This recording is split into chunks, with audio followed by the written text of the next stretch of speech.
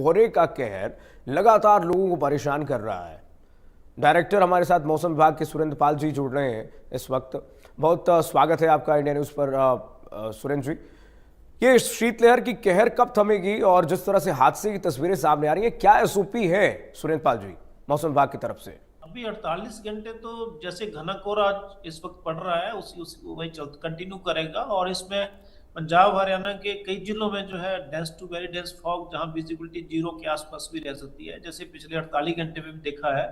ये कंटिन्यू करेगी, इसमें कोई राहत नहीं है। लेकिन अच्छी खबर ये है कि नए साल के आसपास 31 और 1 में कुछ पश्चिम विक्षोभ आने से मैदानी इलाकों में कुछ बारिश की भी संभावना है। तो 31 में जो है वेस्टर्न पार्ट हरियाणा में वहां पे हल्की बारिश आएगी, क्लाउड्स आएंगे, और फिर 1 में जो है बाकी भी पार्ट्स में हरियाणा में बारिश होगी। तो कुल मिला के स्थिति ये है कि 48 घंटे अभी भी जो है घना कोहरा का बना रहेगा, विजिबिलिटी जीरो के आसपास रहने की संभावना है, खासकर जो है लेट नाइट और अर्ली मॉर्निंग।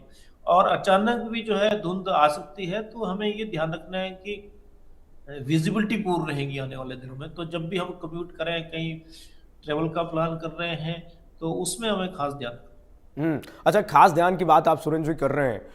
जो लोग वाहन चलाते हैं, खास करके मजबूरी में घरों से बाहर निकलना पड़ता है और बहुत दूर जाना पड़ता है, मान लीजिए 50-100 किलोमीटर दूरी हाईवे एक्सप्रेसवे पार करके जो लोग जाते हैं, उनके लिए आप क्या मौसम विभाग के तरफ से आप उनको निर्देश देंगे कि किस तरह से वो बचाव करें एक्सप्रेसवे पर? खास करके हम तो लगातार अपील भी कर रहे हैं लोगों से कि धीमी गति से वाहन चलाएं, फॉग लाइट जलाएं, अलर्ट रहकर चलें, लेकिन फिर भी लापरवाही लोग कर देते हैं।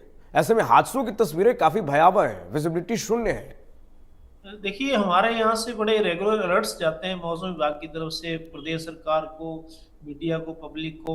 और खासकर इसमें विजिबिलिटी इंफॉर्मेशन भी हम अपडेट करते हैं समय समय पर, रियल टाइम विजिबिलिटी कहाँ की कैसे है, किस स्टेट की कहाँ, किस हाईवे की कैसी है।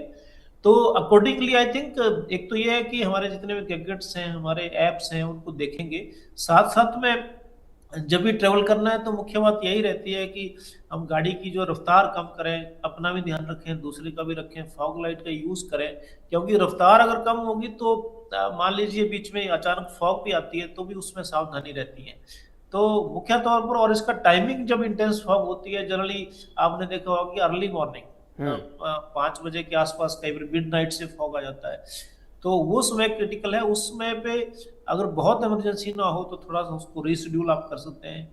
ये मुख्य सावधानी है। और फॉग लाइट जैसे आमतौर पर आप देखते हैं कि हम यूज करते हैं, तो हमें खासकर इन दिनों में, क्योंकि ये फॉग जो है हर साल इसी समय आती है, और जैसे हमारा मौसम विभाग का फोरकास्ट भी है कि अगले 48 घंटे ये कंटिन्यू करेगी, रहेंगी। उसके बाद फिर इसमें इंप्रूवमेंट जरूर आएगी 31 और 1 में। तो हम्म ये भी एक जानकारी बहुत अहम है, जिससे हम जो है इसका फायदा ले सकते हैं। यानी आप कह रहे हैं सुरेंद्र सर कि 1 जनवरी लोगों का धुंध में तो कम से कम नहीं मनेगा और लोग कम से कम सही से न्यू ईयर मना पाएंगे, यानी कि आने वाले समय में हम इम्प्रूवमेंट देखेंगे मौसम में। लेकिन हरियाणा के वो कौन से जिले हैं जो सबसे ज़्यादा प्रभावित रहने वाले हैं आने वाले समय में? यानी कि हम कह सकते हैं कि 15 जनवरी तक पूरा मौसम में इम्प्रूवमेंट होने के आसार जताए जा रहे हैं आप लोग की तरफ से? देखिए, ऐसा है कि जो दिसंबर एंड और 15 जनवरी तक ऐसा होता है कि काफी ठंड रहती है। हाँ, तो इन दिनों में हरियाणा के ज्यादातर जिले, और सर्दी जिसमें लेट आप से भी आई वेस्टर्न है पार्ट इस है, बार। साउथ वेस्टर्न पार्ट है, और नॉर्थ पार्ट है, यहाँ पे घना कोहरा रहेगा।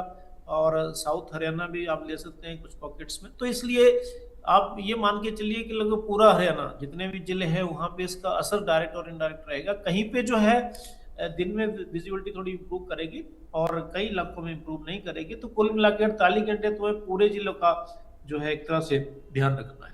हाँ, सभी जिलों को ध्यान रखने की जरूरत है, एहतियात बरतने की आवश्यकता है।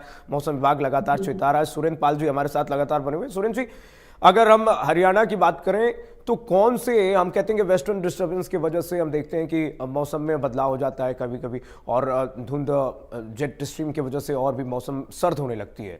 इस वक्त क्या गतिविधियां हो रही हैं हरियाणा के ऊपर जो खास करके प्रभावित कर रही है मौसम को इस बार?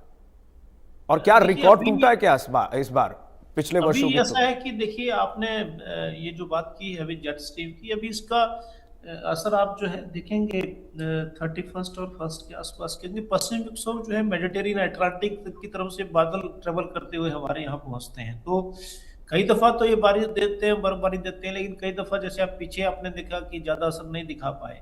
हम्म। तो ये सेम जो है वेदर सिस्टम अभी आ रहे हैं, और 31 के आसपास जो हरियाणा का सिरसा, हिसार, फतेहाबाद, इन्हीं इलाकों में आप देखेंगे कि कुछ बदलाव होगा, बादल आएंगे, कुछ हल्की बारिश भी होगी, और फिर वो जो है अगले 24 घंटे में 31 के आसपास जो है, 31 नाइट, फर्स्ट के आसपास बाकी भी हरियाणा के जिले हैं, जिसमें आपका नॉर्थ हरियाणा आ गया, जैसे पंचकुला, माला, कैथल, कुरुक्षेत्र, करनाल, और फिर साउथ हरियाणा आ जाता है, एनसीआर एरिया, तो इन सब में उनका असर होगा। तो कुल मिला के ये जो पश्चिम विक्षोभ है, क्योंकि पश्चिम विक्षोभ जनरली जो है बर्फबारी और बारिश मैदानी इलाकों में देता है, और इसकी स्थिति ये है कि इस बार जो है थोड़ा मॉडरेट इंटेंसिटी का है। मॉडरेट इंटेंसिटी तात्पर्य है कि ये कुछ जो है इसका एक्सटेंशन काफी लोअर लेटीट्यूड पे भी है, पंजाब और हरियाणा में, जिससे जो है यहाँ भी असर देखने को मिलेगा। हम्म। और कई दफा ये पश्चिम विक्षोभ इतने स्ट्रांग नहीं होते, एक्टिव नहीं होते, तो